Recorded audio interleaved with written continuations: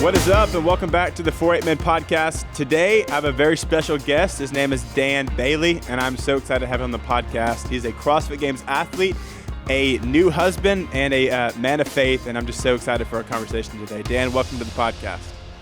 Thank you guys for having me on. Well, honestly, man, right off the bat, I just want to go ahead and ask you, how did you get into CrossFit, and have you always been into fitness? Yeah, I've always been into fitness. It started with wanting to look like Arnold Schwarzenegger when I was little, like watching the Terminator and the Predator. I'm like, I want to look like that. Like, I don't know what it's going to take, but that is like my ideal body type that I want to have. So, early in life, I started noticing that I was a lot faster than other kids. And so I ended up running track and field and ran for university at Ohio University down in southeastern Ohio. I coached and taught for a little bit after that, and ended up moving around the country a little bit, and wound up back in Ohio after getting laid off of a couple jobs, and started going back to school to get some more education to try to bulletproof myself from that happening again. And I was working out in a rec center with a group of guys every morning at like 6 a.m. and you just start to see the same people, so you inevitably just start to work out together. And this one guy named Will, he's like, "Hey, I think you might like this thing called CrossFit." And he pulled me back into a gym, and he's like, loaded up 135 on the bar. He's like, "Hey, we're going to do this workout called Grace. It's 30 clean and jerks at 135 pounds. And I think the first time I did it in like 90 seconds, which is like a really fast time. And I've never done any CrossFit before. And He was just standing there like mind blown. And he's like, "You're coming to the gym next week. Like, you need to come to the gym. You need to start doing this." And so I started going to classes, and they told me about the CrossFit Games and that you could compete in this. And I had just come out of college. I didn't really have anything to compete in anymore. And so that was kind of exciting to me. Like, hey, I've got something else to, fill that void a little bit. And I think I signed up for the 2010 sectionals because there wasn't the open yet then, with like 5 minutes to spare before it closed. And then went to my first competition and I won. And then didn't actually make it to the games that year. But I was hooked after that. I was like, I want to be the fittest man on earth. This is what I want to do. I want to train for this.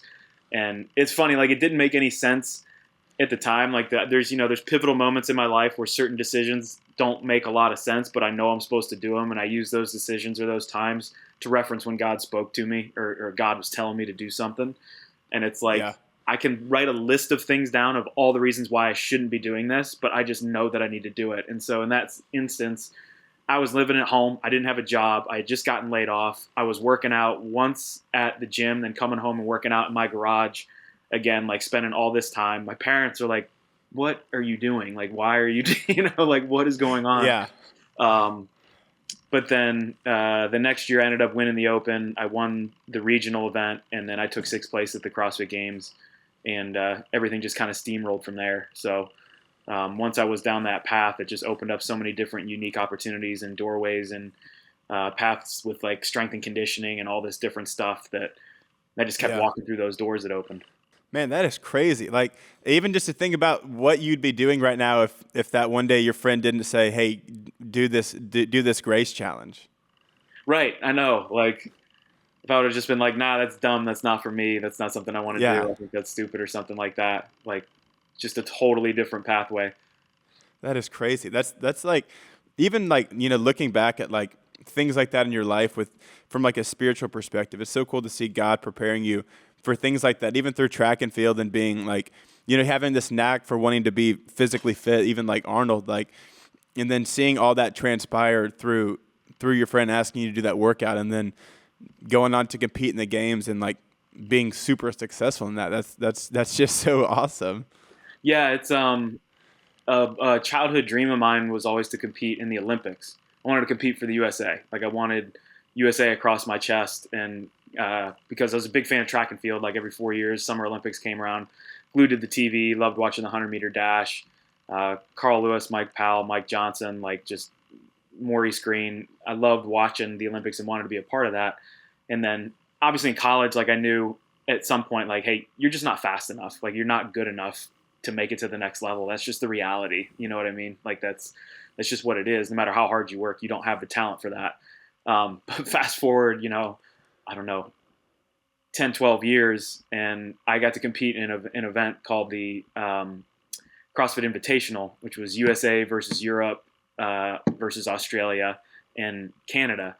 And I'm running out on the floor with USA across my chest with 4 other Americans to compete in this team event in CrossFit, just with this dumb smile on my face, thinking about Yeah. those wishes, knowing that, like, man, your prayers get answered, the desires of your heart get answered, not always in the way that you think, but God's Yeah. faithful. He comes through even in those kind of things. Did y'all win that competition? We did. Absolutely. Dude, see, you got to mention that. You got to mention that it was your dream and y'all won. That is awesome. Yeah, it was awesome. It was that weekend. Whole weekend was one of my favorite weekends ever. Yeah. Not only did you have USA on your chest, but you also had a medal, a gold medal around your neck, which is pretty crazy. Yeah, it was great. So as you mentioned, you came in 6th place. Your second year competing, or I guess first year competing in the games. But you've had a lot of success over the years competing in the sport. What's been your key, like, to having such longevity, like, competing in the sport? Because you've done it for a while. Yeah, I think purpose. Like, I know that there's purpose to my life. I know that there's purpose in what I do. And I was very fortunate to be around other brothers in Christ, including Rich Froning, guys like Ben Smith, Chris Spieler, these guys who knew that there was purpose in what we did on the competition floor and in CrossFit. Whatever walk of life it is and whatever it is you do for the glory of God. And if you're going to do things for the glory of God, that means you're going to work really hard and be incredibly disciplined with the goal that you're trying to achieve. So I think that led to it a lot. Like, it was something that I knew that I felt that I was supposed to do until I felt that it wasn't something that I was supposed to do anymore. And having that support group in the community as well that was driven like that was a big influence on just pushing to be successful and to be the best that I could be. Yeah. What does life after competition look like for you? Because I think you did, because you just did Masters, didn't you? I did Masters last year. I swore at one point I would never do it because I just never wanted to not be on the main stage. Like, I had so much pride when it came to that. I'm like, I don't want to go out there and, like, hobble around on my cane and, like, try to figure it out. But in 2018, I had some major setbacks with just injuries. There's a lot of stuff building up just from all the years of competition and not really taking enough rest, when I look back on it now, and not taking quite good enough care of my body, maybe in the off season and a little bit during the season. So I ended up rupturing a quad tendon in 2018 and had 2 other surgeries, surgery on my labrum and then a double hernia repair in the same year, which basically wiped me out for the next 1.5 to 2 years with, like, recovering from all that. And so as I started to recover from them and I started to see, like, what I was going to be capable of doing, or what, the trajectory of where my life was going, I was like, you know what, you owe it to yourself to go compete. If you don't make it to the big show, like, okay, but if you do make it to another one, you owe it to yourself and maybe a little bit to the fans. Get back out on the floor, show people that you can still do it, show people that you can, even if you have a whole bunch of setbacks and you're brought super low with no matter what happens in your life, that's not an excuse to just quit. It's not an excuse to not try to work your way back to where you were. Man, that's so good. I know that I've had conversations with Rich in the past about, the idea of, like, finding your identity in the sport, so to speak. Has that ever been something that you've walked through? Maybe even in 2018 when you got injured and, like, even just, yes, we're followers of Christ, but at the same time, like, we can get, wrapped up in aesthetics and physical looks and even just, this sport, so to speak. So how have you had to walk through those things in the past? 100%. It's funny you say that, or that question, or ask that question, because, I grew up in the Catholic Church, and then I really started owning it when I was probably a junior or senior in high school. But in college, I went to Campus Crusade for Christ, Athletes in Action. I was versed in how to, not let sport become your idol, essentially, and your identity.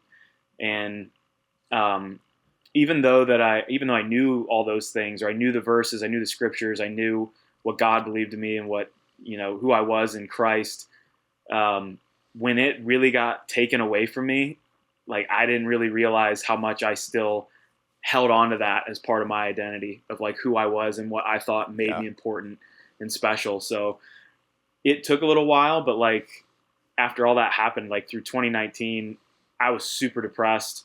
And I don't want to say that I couldn't figure out why. I was just surprised that I was, because like I said, I thought I was prepared for it. And then I didn't follow through. Like I still technically made that mistake, I guess, of viewing these things in athletics as the defining quality of my life, and it can be taken away from you like that. Like it can just be gone, whether better competition, injuries, whatever it is. And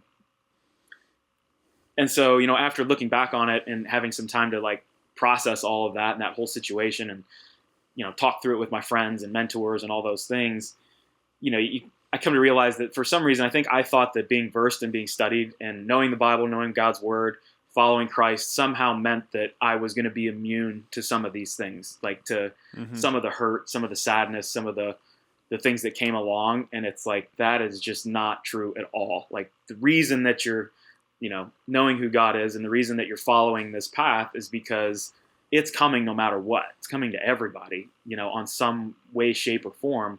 So here's what you need to fall back on. Here's the rock. Here's the Bible. Like, no matter how you feel, because you're going to feel sad, you're going to feel depressed, you're going to be hurt in one way or the other, lean on the rock. Don't lean on the fact that you can't compete anymore, right?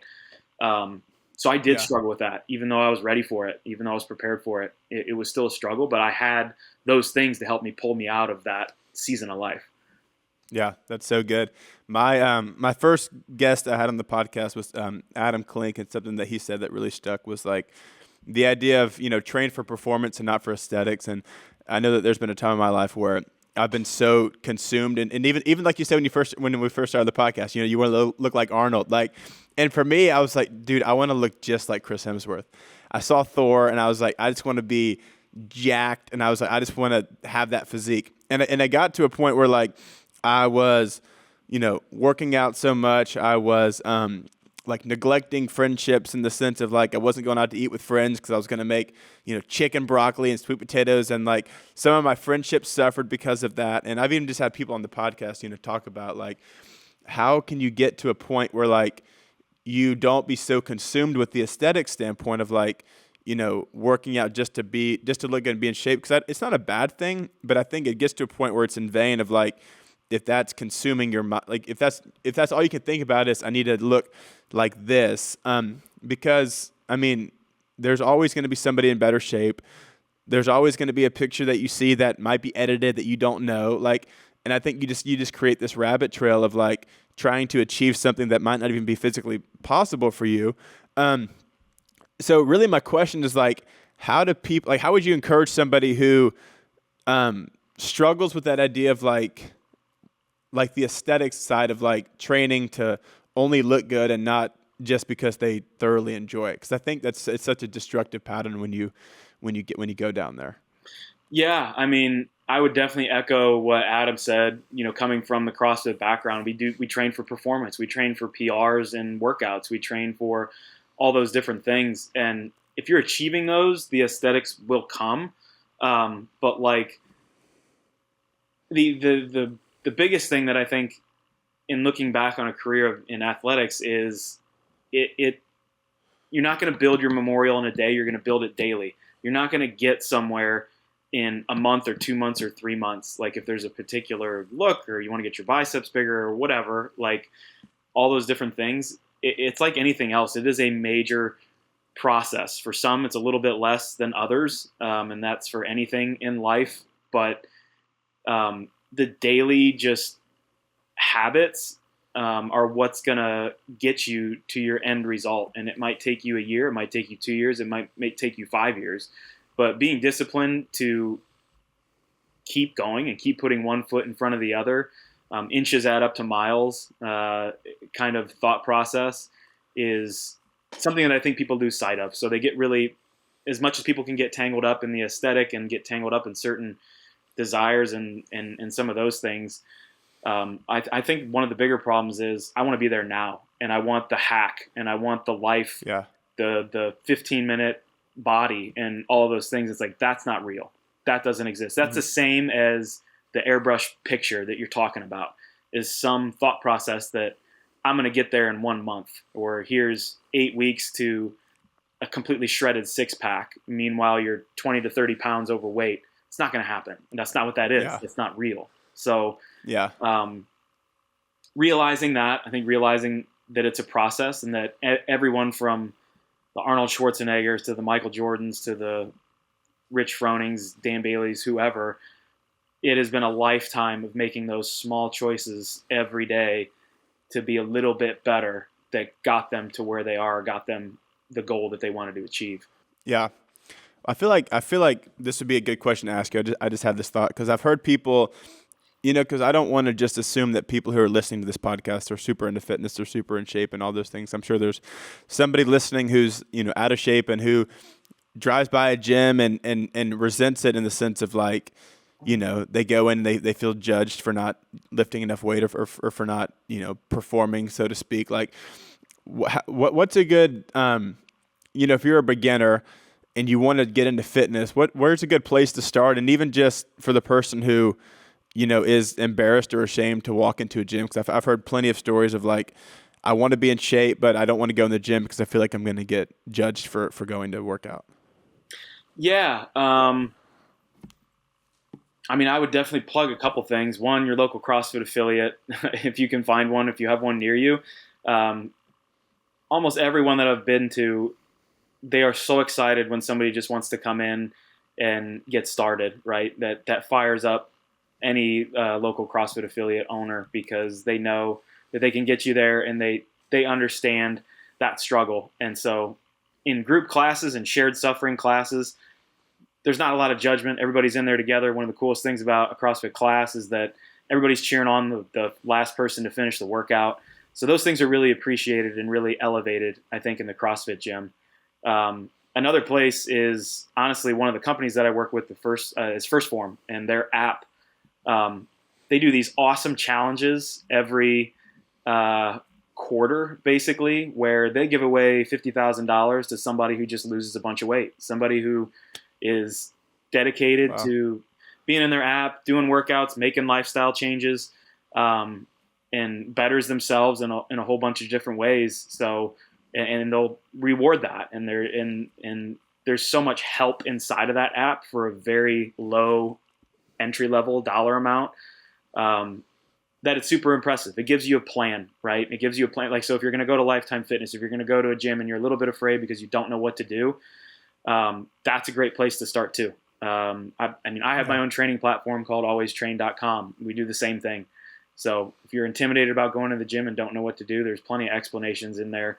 Or if you don't know how to pick up a weight, you don't know how to do anything, we can get you started. And that would be my biggest advice to anybody who's intimidated, is just go. Just get started. You know how to walk. You could walk for 45 minutes a day. And I guarantee if you walk for 45 minutes a day and clean up your diet, you're going to start losing weight. Yeah, that's so good. Thanks for speaking into that, because I've been meaning to ask somebody on the podcast that question, because I keep getting that of like, how do I get past this? Because and even on the flip side, it can be somebody who's super out of shape, who's embarrassed to go get in the gym, or somebody who's super scrawny, and it's the same thing. It's just a reverse of physical appearance, I guess, in a sense, but like the mindset is still the same of like, I don't want to go into this place and get embarrassed, kind of thing. So thanks for speaking into that. Something that I'm curious, and you kind of shared it about a little bit with the U.S. and Canada and these different nations competing. What are some of your favorite memories just over the years of competing in CrossFit and just fitness in general? Well, the one we already talked about would definitely be up there as one of just the coolest things that I've gotten to do in fitness. And it wasn't just the competition; it was the people that I got to do it with. Rich Froning, Margo Alvarez, and China Cho, who are just three of the greatest people you'll ever meet. Let's see, man, some of my favorites. I think it would have to be like the total package. Like, I got to do so many different cool things. I got to work out at CrossFit HQ, a little bit in media, making different videos, learning a whole bunch from people out there. I've gotten to be a part of the Department of Defense in strength and conditioning for a little while. it's just brought me so many opportunities. It'd be hard to pin down just one or two things.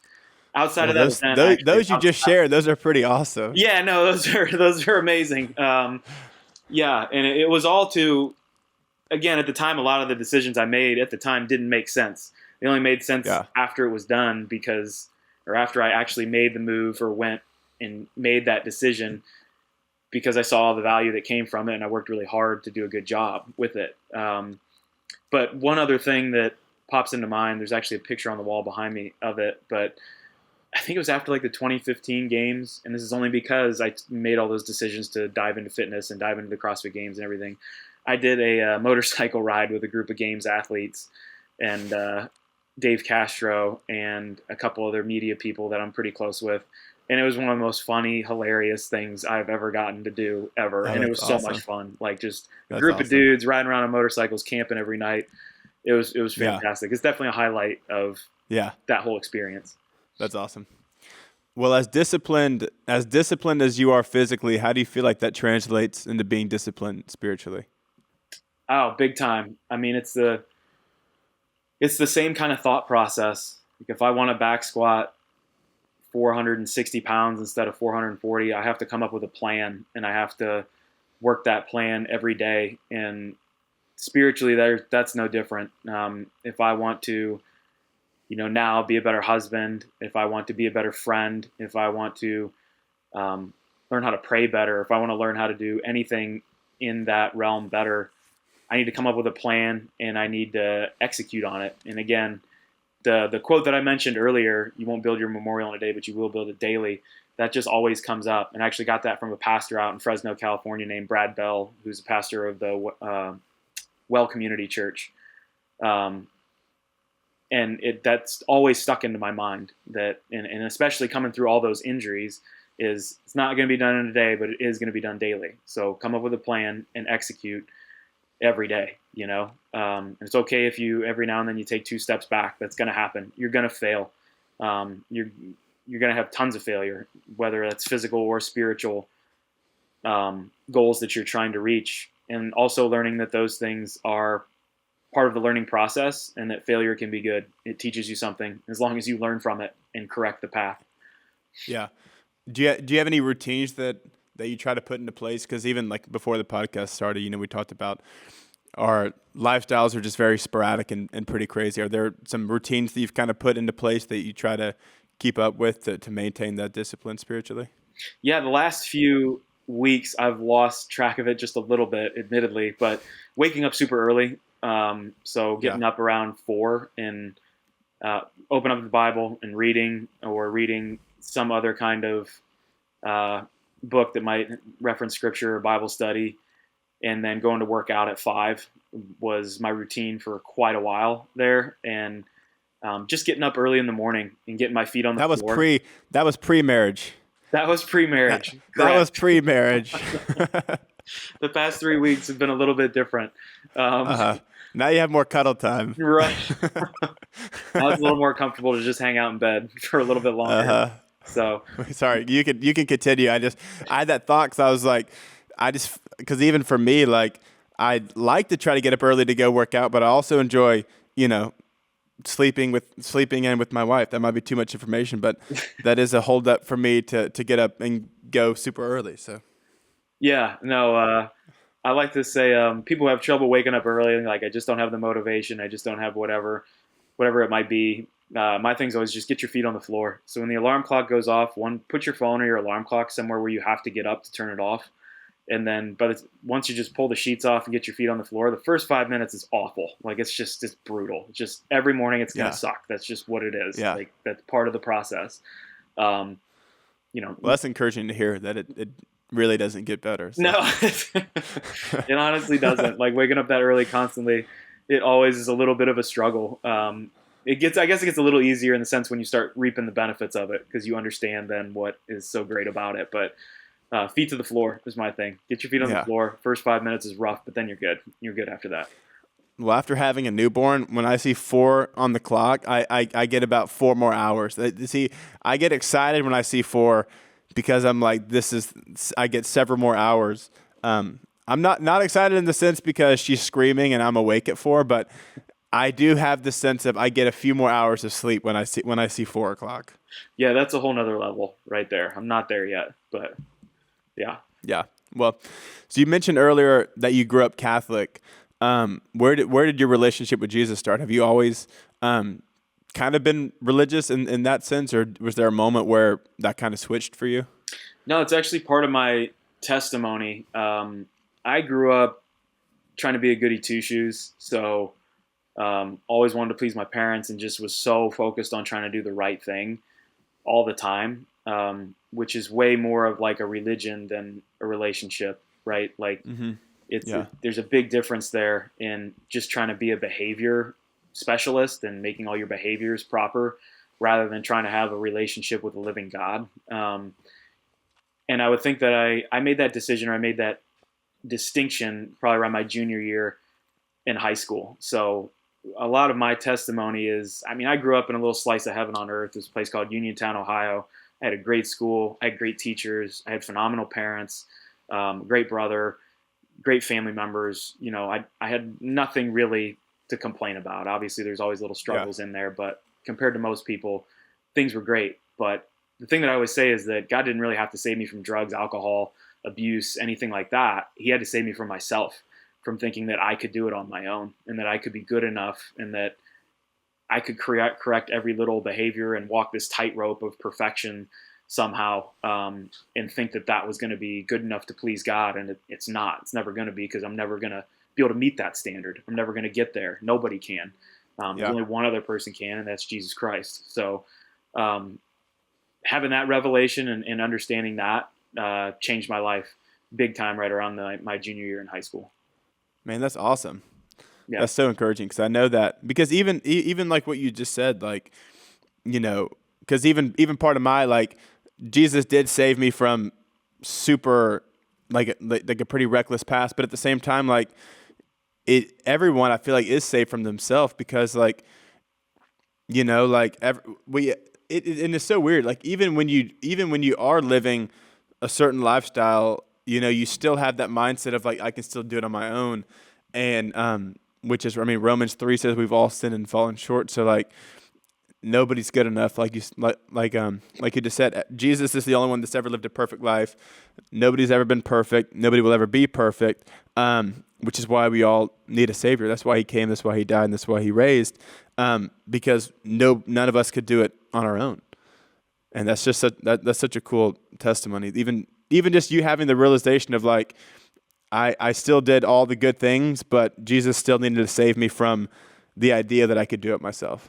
Yeah, it was like having major breakdowns anytime that I felt that I failed, and like my self-worth would just drop to below zero, you know? And that's no way to live life. You know, that's not a way that you should think about yourself in any way, you know? So rather than focusing on all these areas that I thought that I tripped up, it's like now I'm just focused on the Savior and what he thinks of me and what his plan is for my life. You know what I mean? Yeah. That's awesome. I think it's kind of what you mentioned before. I think it's one of the biggest things that I wish more people heard about Christians and people who go to church every week and like all that, because it was very easy, and I'm not trying to knock the Catholic Church, but it was very easy to look at church as like, well, that's where the good people go. You know what I mean? That's where the good people go and congregate and be good together and be great together. And it's like, I am not there to be good or claim. I am there raising my hand like, I don't have any of this figured out. I'm a giant screw up, and that's why I'm here. Yeah. Like, I want to be here because I want to be better, and I need improvement, and I want to get closer to God in that respect. Well, and that's the way church is supposed to be. It's not meant to be a bunch of perfect people getting together and being perfect, because we're not perfect. But even like, I do think there's a lack of vulnerability, and there's a lack of like, because even, you know, we all go to, I don't want to say we all go to church, but like, it's like the idea of, you know, how are you doing? Oh, I'm doing great. But really, you know, your marriage is falling apart, your kids hate you, and like you're really not doing good, but you just put up this persona that you're doing good. And it's like, that's just, well, one, that's a miserable way to live. And two, like, that's just not the way church is supposed to be. It's supposed to be a place where you encourage one another and, you know, you support one another, not where everybody comes in looking perfect and, you know, acts like they have it all together, because nobody does. Right. 100%. Yeah. Well, you're newly married. How's that transition been, and what are some of the biggest things you've learned since getting married? Oh man. Um, it's been awesome. My house beforehand I thought was in good shape, but I slowly Uh-huh. realized after Alex moved in that my house was basically like a prison. Like it looked very dirty, nothing on the walls, no decorations, things not really organized. And this is a story I've been telling to a lot of people, and she came in here and just totally turned it into a home in like 48 hours. Yeah. So that was amazing. Yeah. Um, but no, it's been great. We had a handful of promises to each other before we were actually going to get married, and one was we weren't going to move in with each other until we were married. And so things started just becoming, after we got engaged, I don't want to say difficult, but I was definitely strained with it, with her like living down the road and having to go home at night. And she has 2 dogs. She was always bringing the dogs over and then taking them back. And it's just like a lot of work for her and more work for Yeah. me. And I'm like, we're engaged. We need to finish marriage counseling, which was another thing. We're going to do that before we get married. And so we went to one church in Gahanna, which is a church that I go to, and got that done and learned a lot in just like 3 nights, and got like this big, nice pamphlet to walk through every now and then to kind of check in on how we're doing, or if we're, for some reason, which I'm sure will come, that we're having some problems and maybe we don't realize that we are. Now Yeah. we have like a resource to go to. So like that was amazing. Once we got that done, it was like, all right, we don't have time to like organize a giant wedding and everything. Let's Yeah. just go to the courthouse and get the paperwork done and get you moved in here and start being married.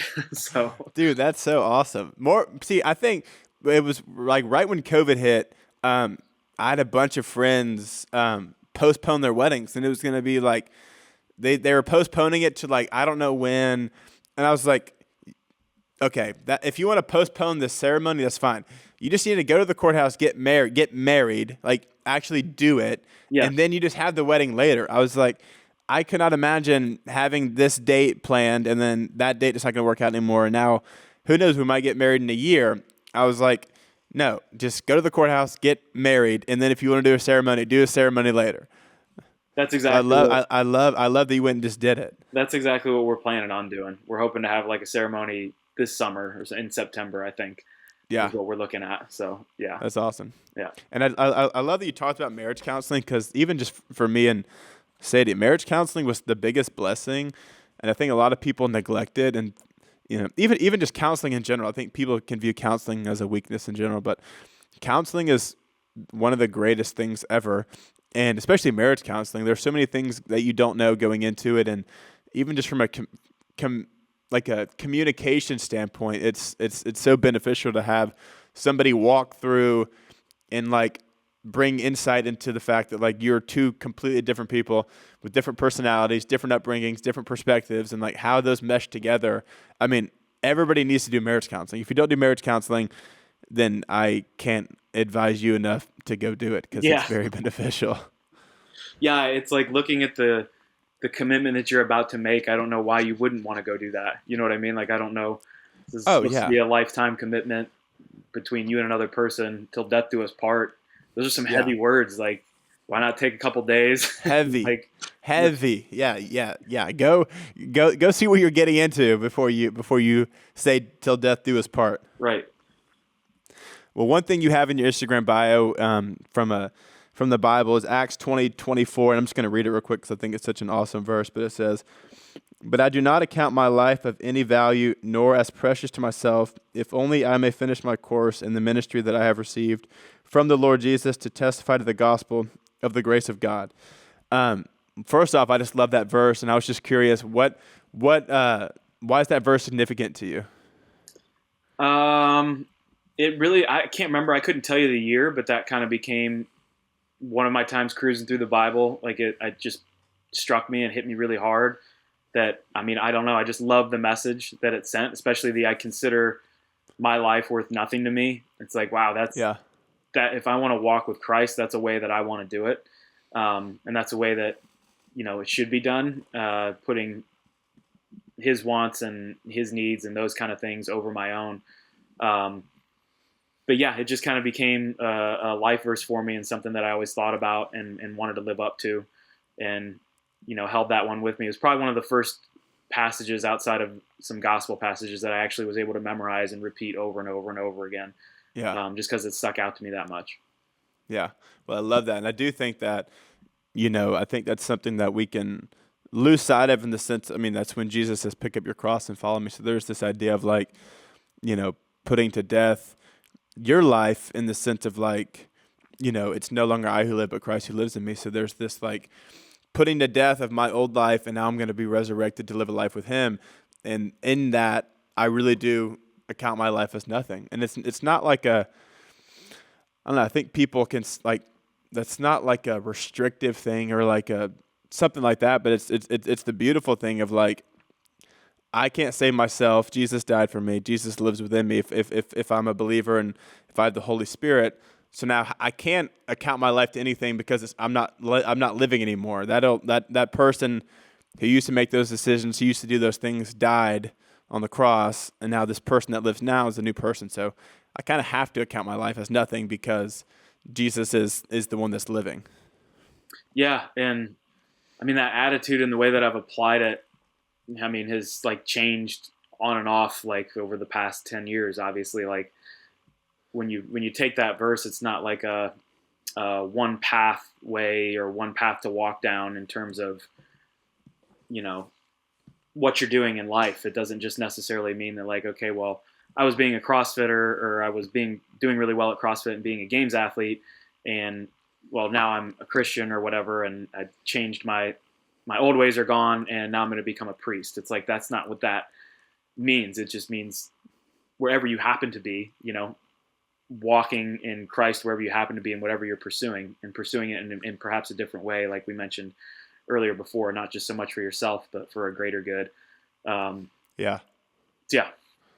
Yeah, and my mother-in-law says if you're a Christian wherever you go. So even for you, it's not like when I'm in the gym, I'm this, and then when I leave the gym, I'm a Christian again. But then when I'm back in the gym, I'm Dan. Like it's the idea of like if you're a Christian, like you're always a Christian no matter where you go, whatever setting you're in. Like you don't conform to the setting around you. Like the setting around you conforms to who you are. And that's, I mean, we're called to be light in the darkness, and darkness is like, we're called to go into those spaces and be the light. And I think that's something that you're doing super well. So just to encourage you, that's really awesome. And I really, even just from knowing you virtually, I've seen that verse play out in your life the way that you do relationships, even just the post that you have. So I love that. Appreciate that. Thank you. Yeah, man. Yeah. Well, I want to end the podcast with the two challenges that we do every week. So every week we try to have a physical challenge and a spiritual challenge to I do it to try to keep people engaged. I don't know how engaged people actually are with doing them. I do them. I like to think that people are doing them with me. But yeah, so it's a physical challenge just from the idea of like, I want to be encouraged to go train my body physically. And then the spiritual challenge of like, I want to go challenge myself to do something spiritually. And I want to get to a point where like, for me, I've kind of gotten to where I can't really separate the two in a sense of like, if I'm going to the gym to go train physically, then I have to simultaneously be doing something that's going to feed myself spiritually. It's just kind of the heartbeat behind the challenges. So with all that to say, I want to ask what challenges you have for us to do. Man, how long is this challenge going for? Like, is there a It's time limit? it's just for the week. Like, Okay. and until the next episode goes live, like get this challenge done. Yeah, I would say If that makes sense. specifically for your maybe perhaps the group of people that we talked about that are a little bit intimidated to go into the gym or anything like that is just 45 minutes of walking a day. Like something simple. Mm-hmm. I'm gonna make it easy. Like Yeah. I've been doing challenges and giving challenges to people that are super gnarly for a long time, but like, hey, it starts with baby steps. So Yeah. I would say that. I mean, everybody knows how to walk. There's no excuse there. It's just, and everybody can make the time, whether that's just wake up 45 minutes earlier than you normally do and go hit the trail or go, hit the treadmill or something like that. So Well, I love that. I'm just going to say that's going to be for everyone because Graham did the death by clean and jerk, Oh, and that was not a fun one to do. And someone who is not physically capable is not going to be able to succeed in that one. So I'm just going to go ahead and say the 45 minutes of walking, that is for all walks of fitness. So I love that. And then spiritual. spiritual. Um, Man, just because of everything that's going on in the world right now, like a lot of things are very stressful for all walks of life. It doesn't matter Yeah. what you believe or where you're at. Things like pressure's on, I feel like, in one way or another with either the way things are going in society, the way things are going with finances, all sorts of things over the past um, 2 years, 2.5 years. So, Alex and I were actually right before we went to sleep last night. I mean, if I'm not careful, I'll be on the phone and I'll just go down the wormhole and get really fired up about a whole bunch of stuff. And then I'm Yeah. like dragging that into nighttime where you're supposed to be winding down and relaxing. And I'll start just spouting stuff out. And then I can get her frustrated and she doesn't want to talk about those things. I'm being kind of inconsiderate basically right before we're about Yeah. to go to sleep. So I'm like, man, I'm laying there and I'd like put the phone down at one point after saying something. I'm just like, we really just need to start praying before we go to bed. Like, and she's like, okay, and like just slapped her hand like across my chest to grab her hand and pray. And I just started praying for all the things that I'm thankful for, like all of the Yeah. things that are absolutely fantastic in my world right now, in spite of thinking about whatever else is going on. And that's not to ignore problems. That's not to ignore things that we have a desire to correct and bring justice to and all sorts of different things. But man, just maybe for 3 minutes, 2 minutes, I'll go 2 minutes, pray about just things that you're thankful to have for the day. Yeah. Speak them out loud. I'm thankful for Alex. I'm thankful for my two dogs. I'm thankful for my house. I'm thankful for, even though I'm struggling here, hey, this got done today. Like I got this far today on this. I ate 3 square meals today. I was able to drink clean water. Yeah. Like, just all these things that can be very easily taken for granted where we live and for all that we have compared to the rest of the world. Now the rest of the world, a lot of the rest of the world lives. Yeah. No matter how confusing and crazy and hard things can be, things are still great. Things are still amazing. Yeah. And be thankful for those things. Yeah. Well, awesome, man. I think those are perfect. Well, Dan, thank you so much again, brother. This was awesome. I love getting to know you more and just learn more about your story with CrossFit and your walk of faith. So I know that so many people are going to be encouraged and challenged and impacted. So I'm so thankful that we were able to do this today. Yeah, thank you guys for having me on. This is a great talk. I really enjoyed it.